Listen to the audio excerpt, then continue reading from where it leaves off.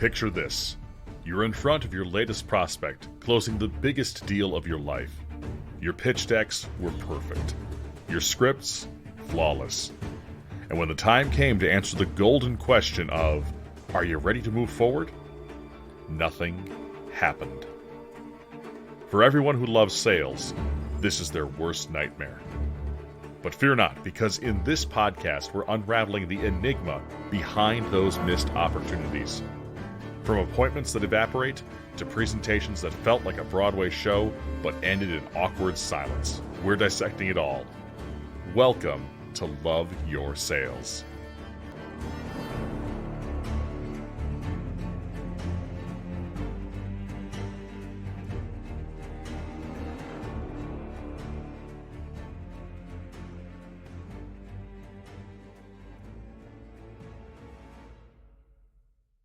This podcast is presented by GenHead. GenHead leverages AI so small and medium-sized businesses can find their ideal clients to make more sales. Other companies talk about AI, but we are using it every day to drive down marketing costs and increase revenue. Learn more at genhead.com.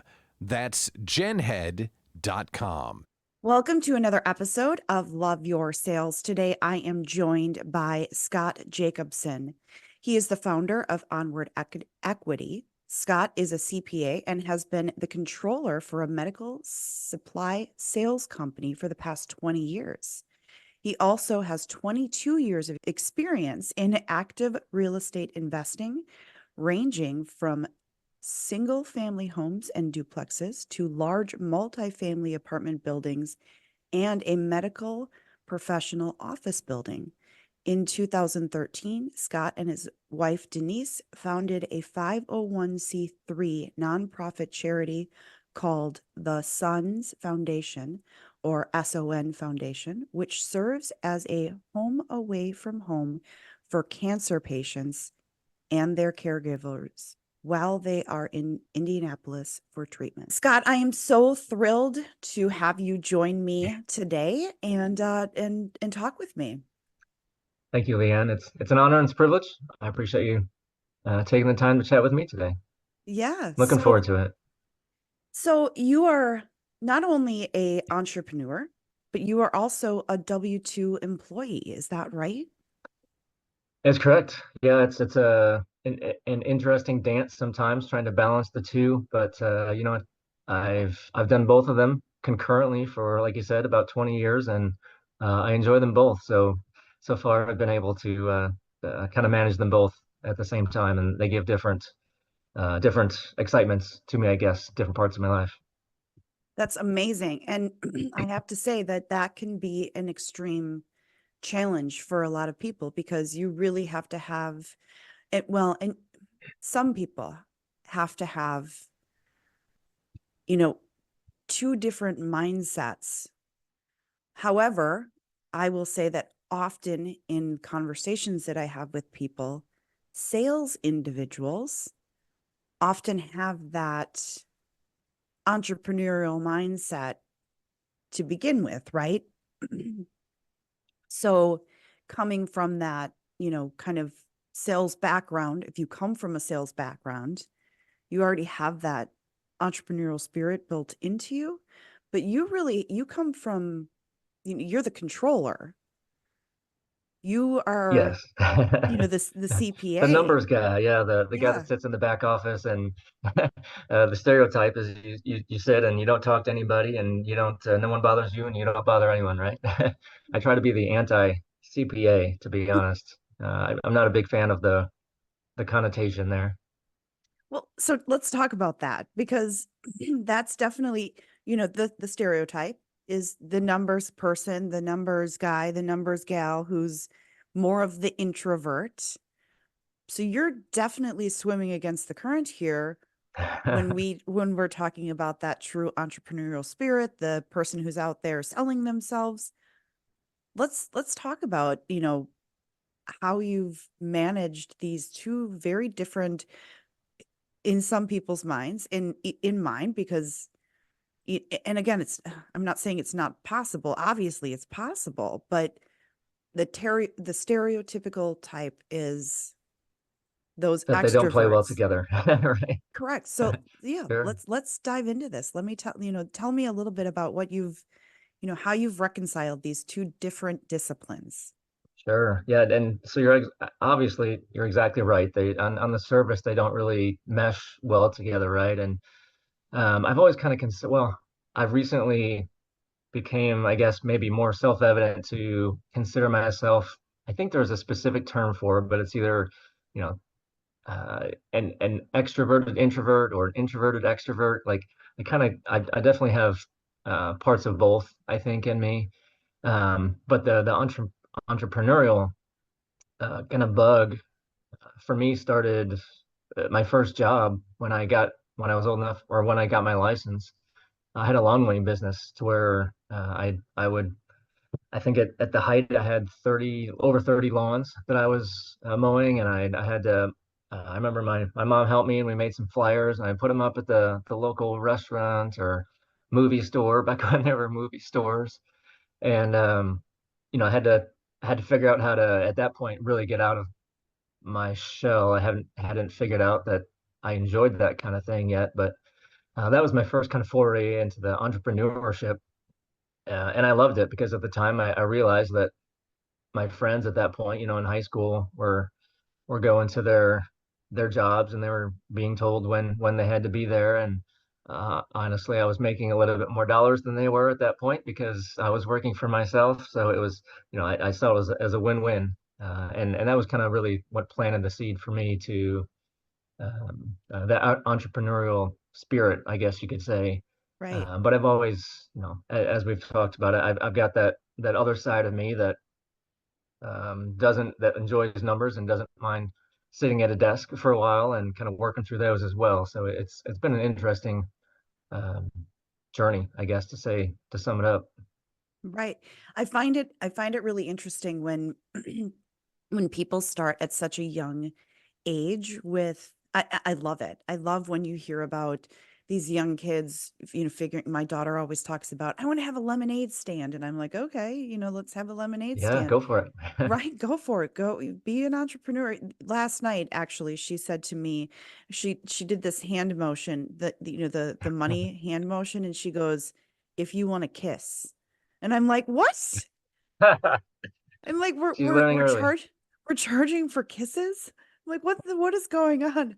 I'm like, this kid is like, she's 6, but I find it wildly, clever and interesting when kids start realizing the value of money and then try to put that into the real world, right? Try to figure out how do I monetize at such a young age For too, sure. like high school age, like, oh, okay, I can go mow people's lawns on my own schedule and I can actually make more money than my friends who right now are working at the gas station or the fast food restaurant for 6.50 or whatever it was at that time. I'm going to guess Right. that you're in my, my age group, which was like minimum Yes. wage back then was like $6.50, or actually I think my first job was like $4 and something, it was like $4 an hour. And I was like, oh my, who would work for $4 an hour? Right. But that's what it was. And you're right. I mowed a couple lawns, and every lawn I mowed, I got $25. Like, and it took me an hour Yeah, or less. or less, depending on the size of it. I mean, I was like just totally rolling in the King of the cash, hill, right? Queen of the hill. Right. Right. And you go, wow, okay. I can do that for 25 or 20, $20 a lawn, which to most people, hey, here's $20. You mowed my lawn. You just, eliminated the irritation of me having to do that. Yeah, Most and for people, me it was I had a great situation to where I lucked into having a mower that I could use and transportation, which was huge, of course. But for me, I guess it once I realized that yes, it was taking the burden off of somebody else, but I also had to grow that it was a business, right? And I thought about it as a business, so I knew if I just had one or two, then that would take care of me for a morning. But if I really wanted it to be a job, then I had to really go out and kind of hit the streets a little bit and figure out how to grow the network, ask for referrals, that type of thing. So I I stayed busy, but I was within my, I'm pretty sure I worked in total less hours than than my friends Right. at that point. And again, got to make my own schedule and got to, enjoy the benefits of a higher hourly wage as well. Right. And how old were you at this point? So I just got my license. So I guess 16. 16. Yeah. Right. And I think I That's did it for 3 summers, 2.5 summers, maybe, as I can't remember how whenever I left for college, obviously I right. couldn't do it again, but Right. yeah. That's amazing. So you got the entrepreneurial bug and then you went to school and you became a CPA. Yes. And And there's definitely a connotation there. And in a lot of ways I fit it, mentally, but I've always I've resisted resisted the connotation because I've always had that entrepreneurial mindset as well. Even like I said, I've been in the current role for almost 20 years at the medical sales company, and working with the owners, talk with them. I do my best to kind of think like they think, and to figure out how to not just crunch numbers, but to help run the business to the extent that I can from the seat that I'm sitting in. that is that's a powerful thing to be able to use numbers to scale a business is it's extremely powerful because numbers speak. I mean, they speak in black and white. And if you review them and understand them properly, and you will hear that, from my audience, previous guests that I had on, really talked about how to use your numbers in order to scale your business because they speak black and white. I mean, you're either succeeding or you're not succeeding when Right. it comes to, and those numbers will tell you in areas that you're succeeding and not succeeding. And if you lean into that information, you can really truly understand what's happening in the business. Don't ask me how to translate any of that. But But right, they tell the story, right? Or they start to paint the picture that you can then interpret with knowing more about what the influences are on the numbers, and then you can start to pick them apart and figure out where you need to focus your time and energy. right. And if you're able to look at that from more of that entrepreneurial mindset and be able to talk to the owners in a way that they understand, that's not just mumble jumble. And again, I'm picking on the CPA here for a second, because often, and I know this personally because my girlfriend is, she's a CPA. She's works for an accounting firm.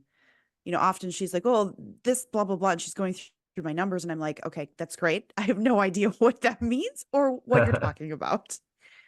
But if you're able to actually talk to them and, they understand what you're going through, that's powerful. That there's so much power in understanding that, and then being able to go a step further now and get involved in real estate investment and being able to, and again, I have to commend you for, the 501(c), the nonprofit organization that's amazing. What you do for the caregivers, the cancer patients. I just have to commend you on that. But It's a going back blessing to us and them, I think. but then being able to transition this into the real estate investment and understanding, that's the true entrepreneurial mindset coming out again. And I found that it's my passion. I was introduced to that world, the world of real estate, through the mentor who was randomly assigned to me as in my first accounting job when I was working at a Big Four accounting firm, first job out of college. And he was the first one that kind of opened that door to me, or opened my eyes to the idea that you could kind of own something that you didn't live in terms of a house or a building that you don't work in, you can still own it. Um, but yeah, that I found that I love it, uh, and it's a different part of the brain, to go and try to, as compared to the comfort of a W-2 job. But it's also, for me, it's an exciting opportunity to go out and kind of create the future that I want to have, right? Which sounds cliche, but for me it's true because I've always well, I was introduced to that world, I realized it's my new passion, and that's kind of where when I'm outside of the walls of the W-2 job, that's where my brain is figuring out how to grow that business, and what's the right way to do that so that I maintain proper stress levels and time with the family. Of course, it's all a balancing act. But yeah, it's definitely something that I've enjoyed now for I'm going on my 23rd year of the real estate um, hustle, you could say. So let me ask you, when you say it's a different part of the brain, elaborate a little bit on that for us. Sure. Well, I can speak from a non-technical standpoint. I don't know, technically what parts of the brains are firing this or that time, but from the CPA, it's a very, or any kind of numbers job, desk job, it's very, just kind of get in the groove and focus on kind of what's right in front of you. It's numbers based, and it's looking for trends and formulas work or not work. I see it as very, I don't know, empirical. It's about the numbers. When I put on kind of my real estate hat or try to think from an entrepreneurial mindset, then it's more of a, you know, globally, or think big picture, like how will this step get me to, however big this step is, how is it going to move me forward? Is it a step in the right direction, first of all? And then, planning on a more macro scale, what's my goal for this week, for next month, for 5 years from now, and just kind of figuring out how to keep moving that needle forward, I guess. So it's, I guess in summary, maybe one's more the CPA or the W-2 job for me is more of a micro level focus, and then the entrepreneurial is more of a global mindset, thinking more macro and how to see the big picture, and then drill down to what are the smaller action items that need to happen and in what order to reach the end goal. I love how you break this down. But what and I may be wrong when I say this because there are a lot of pieces, but I like to say from the sales world is that revenue generating tasks. So what I'm hearing kind of from you on the real estate side is that, the accounting aspect is really, it's very detailed. And there are a lot of steps in there that you cannot miss. But when it comes to the real estate, is that you're really more focused on those revenue generating tasks. What's gonna make the next step to making, and I'm dumbing this down to sound very, but what's gonna make the next step to make the most money, right?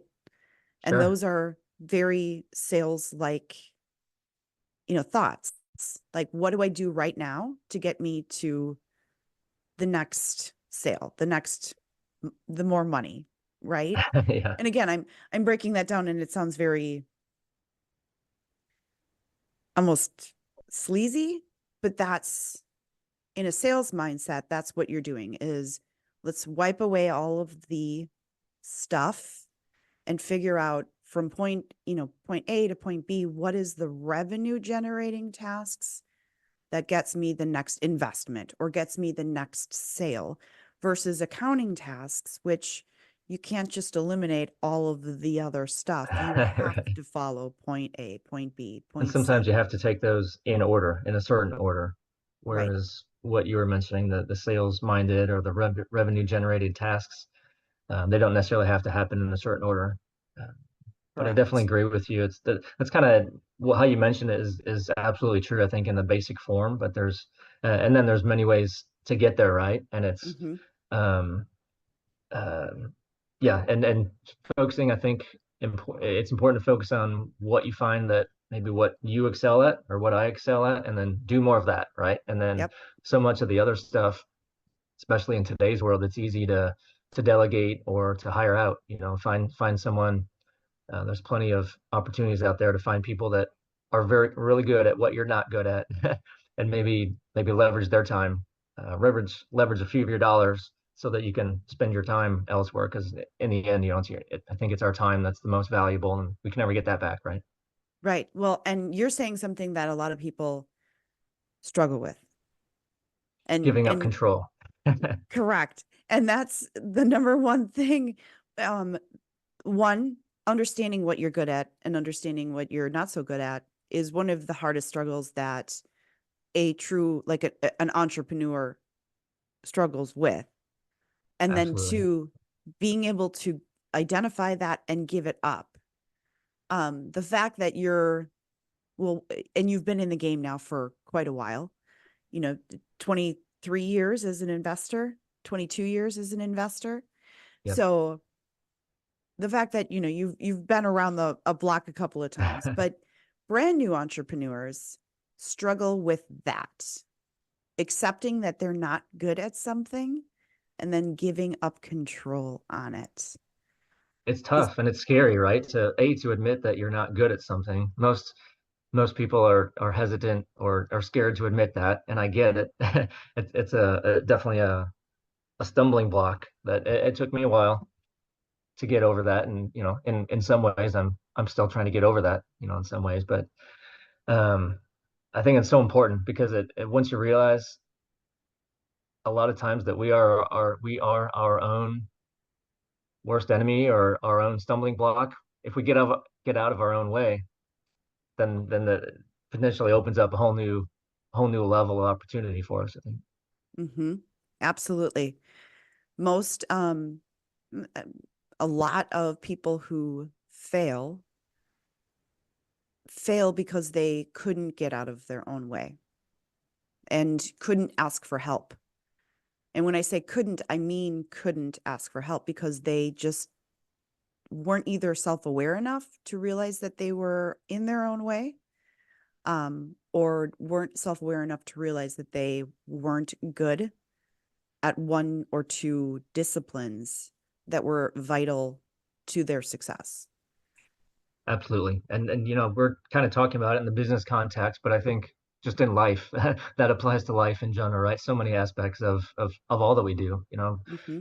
No one's good at everything, but everyone's good at something, right? So figuring out what we're good at and leveraging that and figuring, in a perfect world, figuring out how to monetize that and to take advantage of that and create the life we want. I think maybe that's the secret to life, but it's not easy. That's that well stated. And so you help other individuals, to my understanding, with real estate investment. Is that correct? That's true. That's the focus I've taken the last 2 or 3 years now is really figuring out, and that was a mindset shift for me as well because the first 18, 20 years of my real estate journey, I guess, was all me. I had actually by choice not really wanted to bring other people into the mix. I wanted to work by myself and I wanted to, make my decisions and take my own risks.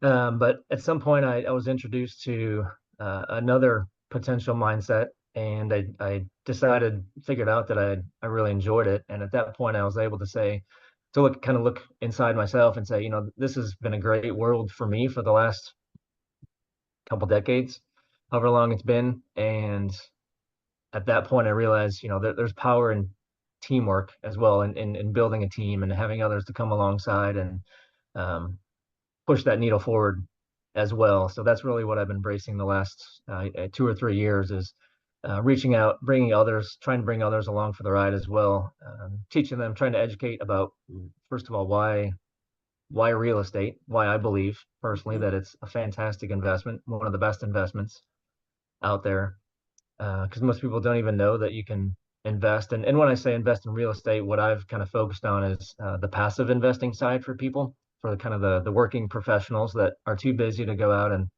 maybe or too I don't want to say scared, but just not ready to kind of do something actively, buy their own home and manage it and work with tenants. So bringing others along for a passive investment opportunity is what I've been focusing on. Interesting. And so how do you, go about kind of selling that idea to people?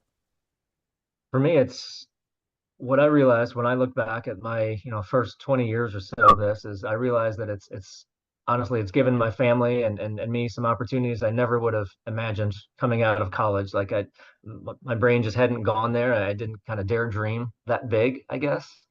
And to see how it's just kind of snowballed for me and kind of one thing leads to another and seeing the opportunities and what this really could look like. Ultimately, what I've boiled it down to is, we're all selling something in whatever we do. And I think I'm selling freedom, maybe life freedom, and I think that the root of that is financial freedom. But it leads to so many other, when you're financially free or when you're financially comfortable, then you have the freedom, the mind freedom to maybe take risks that you wouldn't take otherwise, or take, maybe you decide to change jobs into one that you're um, that feels a deeper passion for you, that kind of thing, or um, that you can focus on what's more important to you. So yeah, in short, I guess selling freedom, and I kind of say life freedom. I think that's the ultimate goal for all of us. Uh, and again, it's rooted, or it starts with financial freedom, or that's a big component, anyways. But there's so much more to it as well. Interesting. And that's, you're right. It is definitely that fear that I'm sure holds people back of, well, what am, but very, very interesting on, very interesting on kind of that sale idea of, you know, I would love the idea of financial freedom, but what does it look like? How does it? And it's very interesting. I find it very interesting. So if you had to give advice to your younger self, what advice do you think that you would give your younger self? It's a good question, and I've thought about it at different times, and I think the advice changes, of course, as you gain knowledge and you gain experience. But number one, I think don't be afraid to step out of your comfort zone, because I've definitely had awareness of where my comfort zone is in the past, and most growth I think comes just on the outside of that zone, of that comfort zone. So it's something that, I think I'm still learning to how to do that well. Um, the first podcast I was on was definitely a step out of your comfort zone situation, but I found that I enjoy that. So buying the first house, absolutely out of the comfort zone. But when I had one house, I said, all of a sudden it wasn't a foreign concept anymore. I had proof of concept, and I had somebody that I could talk to, and I could say bounce questions off of and learn from. And at that point, then it wasn't scary anymore. It was just something that I need to learn how to do better. And we've all got those things that we need to learn how to do better. So I would say, yeah, number one, don't be afraid to get uncomfortable, because I think growth and I think learning comes just on the other side of comfort. But then kind of always be learning, and that includes learning on your own, but it definitely involves or includes learning from other people as well, because you know what they say, why reinvent the wheel? Well, why take 5 years to learn what someone else has already learned in their previous 5 or 10 or 20 years of experience? Why not talk to them and kind of leverage their knowledge and say, hey, can I don't know. Some people enjoy being taken out to lunch. Take them out to lunch and really lean on them and learn as much as you can. Or can I shadow you for this? Or can I apprentice with you? It sounds like it's a waste of time or waste of money, but I think it ultimately could be the best investment that we make, is learning how to, or who to reach out to. And don't be afraid to ask for help as well. Most people I found uh, are more than happy to share what they've learned for people when someone wants to be taught and wants to learn. So what I loved about that is, and I say this all the time, especially when I'm coaching people on new entrepreneurs on how to get comfortable with the, sales and that type of thing, is get comfortable with the uncomfortable, because in life, we are, especially if you are growing, and this is really advice for, the listeners right now, is if you're looking to be an entrepreneur, if you're looking to put yourself out there, it's going to be uncomfortable. But the only way that we as humans grow is to put ourselves out there. And putting yourself out there is uncomfortable. There has been plenty of times where I have, like you, been on a podcast that wasn't my own, or even early on when I started podcasting, that I was like, oh my God, do I really want to publish this? Like, how do I feel about what I said? Or, oh my gosh, I just said that on that podcast, it's going to go live. Or, I'm uncomfortable with whatever it might be. Even early in my sales career, it was like, oh, I don't want to make this call, or I don't want to do. That's part of life. And the more we push through that, the better we get at it. I remember early on somebody said, fake it till you make it. And I'm like, oh, well, I can do that. I can Yeah. do that. I can fake it that I can fake that I know what I'm talking about. And here's the thing, is that the person that you're doing that in front of doesn't know any different. As long as you're not lying to them, as long as you're not being disgenuine, you know, as long as you're, just trying to, get there, trying to learn, that's the whole point, is that, you're putting yourself out there on a regular basis. Yeah, it's going to be uncomfortable sometimes because you're like, am I doing this the right way? Well, nobody knows if you're not. Like, so go for it. So I absolutely love that answer. It was awesome. And we are coming to time already. And I feel like every time I talk with somebody like you, it just goes by so quick. So you are going to get your 30-second shameless pitch. Okay. Start the clock now. So Onward Equity is the name of my company, as we talked about. That's what I've been focused on the last couple of years, and it's really trying to educate people to the idea of passive investing in larger multifamily apartment real estate projects. That's what we focus on. So I think a lot of people just don't even know that that opportunity exists, that you can invest in an apartment building. Prior to 7-8 years ago, I had no idea that you could do that. But I found that it's a super great way, in my mind, to diversify an investment portfolio and take some risk off and can create better returns, but also ultimately just kind of leverage your time. It's not something that you have to manage. I think a lot of people know that real estate can be a great investment, but they don't want to deal with it. So we deal with it so that you don't have to. And just quickly, my website is onward-equity.com, onward-equity.com. And on there's an ebook, a book that I wrote called the Top 10 Reasons to be a Passive Investor in Real Estate Syndications, which is what this is, where we do all the work and we bring investors along for the ride. So if you visit the website, that there will be a link, page that pops up. You can download that ebook, and I'd love to talk to anyone who, if this resonates and you'd like to learn more. Awesome. So you can reach him at his website. You can reach Scott at his website. Do you have a LinkedIn profile or any other place that you would like people to be able to reach out to you? I am on LinkedIn. I couldn't tell you exactly what that is. Nope, Scott Jacobson, Onward Yep. Equity. And that's fine. I will put all of the places that you are able to reach out to Scott on the show notes. Scott, I really appreciate you coming on and talking with me today. This has been an awesome conversation. It's been a pleasure, and time goes fast. Thank you for having me. Yes, time does go fast.